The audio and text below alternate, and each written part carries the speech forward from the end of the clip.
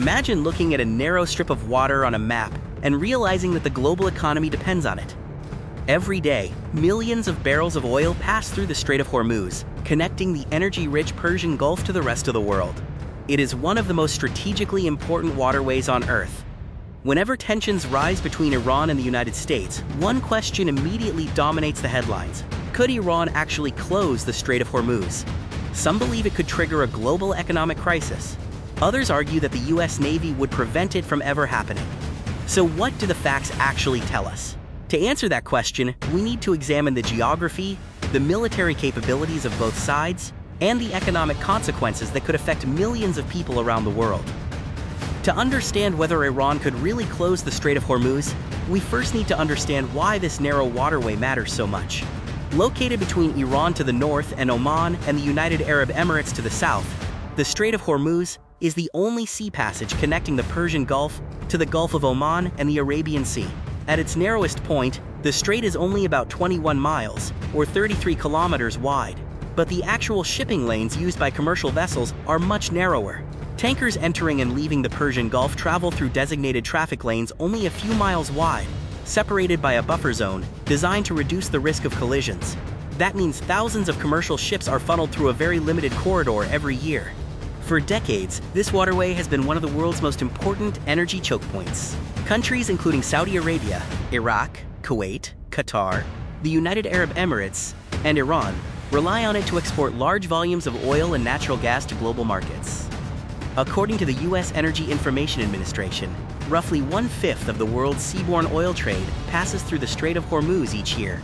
Any major disruption can quickly affect global energy prices and international shipping. This is why events in this relatively small stretch of water are watched closely by governments, financial markets, and military planners around the world. But the strategic importance of the strait is not only about oil, it is also about geography. Unlike the open ocean, ships passing through Hormuz have very little room to maneuver. Commercial tankers follow predictable routes and often move at relatively slow speeds, making the area easier to monitor and, in theory, easier to disrupt. This geographical reality has shaped military planning for decades. Whenever tensions increase, analysts immediately ask the same question: could Iran use this narrow waterway as strategic leverage? Before answering that question, we need to examine how Iran has prepared for exactly this kind of scenario. Now that we understand why the Strait of Hormuz is so important, we can turn to the central question of this documentary. Does Iran actually have the military capability to close it? The short answer is yes, but only under certain conditions, and likely not indefinitely. Military analysts generally agree that Iran cannot permanently control the Strait of Hormuz against a large international naval coalition. However, it does possess a range of asymmetric capabilities that could make commercial shipping far more dangerous and temporarily disrupt maritime traffic. Rather than relying on a fleet comparable to the US Navy, Iran has spent decades developing strategies designed to exploit the geography of the Persian Gulf. One of its primary strengths is the Islamic Revolutionary Guard Corps Navy, often called the IRGC Navy. Unlike traditional blue water navies built for global operations, the IRGC Navy specializes in fast attack craft, coastal defense systems, anti-ship missiles, naval drones, and sea mines. These systems are intended to complicate an opponent's operations in narrow coastal waters, rather than win a conventional naval battle. Military planners often describe this approach as asymmetric warfare. Instead of matching a stronger military ship for ship, the objective is to increase the cost, uncertainty, and risk for the opposing force. For example, dozens of small, fast boats approaching from different directions can force larger warships to react quickly, while shore-based missile batteries can threaten commercial vessels operating within range. Another concern is the possible use of naval mines. Historically, mines have been one of the simplest and most effective ways to disrupt maritime traffic. Even a relatively small number of mines can delay shipping because every suspected area must be inspected and cleared before commercial traffic resumes. However, laying and maintaining minefields in a heavily monitored waterway would also expose Iranian forces to surveillance and potential military response. Some US officials have previously argued that Iran's ability to rapidly deploy large minefields is more limited than often assumed. Iran also possesses a wide range of anti-ship missiles capable of threatening vessels operating in or near the Gulf, although the effectiveness of these systems would depend on many factors, including intelligence, targeting, electronic warfare, and the defensive measures used by naval forces. This leads to an important distinction. There is a major difference between making the strait dangerous and completely preventing all ships from passing through it. Those are not the same objective. Most independent defense analysts argue that Iran's greatest advantage lies in raising the cost of navigation, not in maintaining a total, long-term closure of the waterway SO. While Iran has significant tools to disrupt shipping, the next question is just as important. How would the United States and its allies respond? That is where the balance of power changes dramatically. If Iran attempted to disrupt shipping in the Strait of Hormuz, it would almost certainly face a rapid response from the United States, and, potentially, from several partner nations operating in the region. For decades, the United States has maintained a significant military presence across the Middle East. While the size and deployment of forces can change over time, the U.S. Navy has consistently treated freedom of navigation through the Strait of Hormuz as a strategic priority. Unlike Iran, the U.S. Navy is designed for sustained operations far from home. Its advantages include advanced surveillance, integrated air defense, long-range precision strike capabilities, mine countermeasure assets, submarines, and close coordination with allied air and naval forces. In any major crisis, intelligence would play a critical role. Satellites, reconnaissance aircraft, drones, and maritime patrol systems would work together to monitor missile launch sites, naval movements, and commercial shipping. The goal would be to identify threats before they could disrupt international traffic. Another important capability is mine countermeasures. If naval mines were deployed, specialized ships, helicopters, and unmanned systems would be used to detect and remove them. This process can take time and is never risk-free, but it is a capability that the United States and several allies have developed over decades. Air power would also become a decisive factor. Carrier-based aircraft and land-based military aircraft could provide surveillance, defensive patrols, and, if ordered by political leaders, strikes against confirmed military targets threatening international shipping. However, military planners recognize that success would not simply be measured by defeating opposing forces. The real objective would be to keep commercial shipping moving, while preventing the conflict from expanding across the wider region. That is much more difficult. A single missile launch, a drone attack, or even an isolated incident involving a commercial tanker could temporarily raise insurance costs, delay shipping schedules, and increase uncertainty across global energy markets. This is why many experts argue that even a short disruption could produce economic consequences far beyond the Persian Gulf. It is also important to separate military capability from political decision-making. Possessing the ability to respond does not automatically mean every option would be used immediately. Politically, leaders would have to weigh military objectives against diplomatic risks, economic consequences, and the possibility of a wider regional conflict. This distinction is essential. History shows that governments often seek to avoid escalation whenever possible, especially when multiple countries and global energy supplies are involved.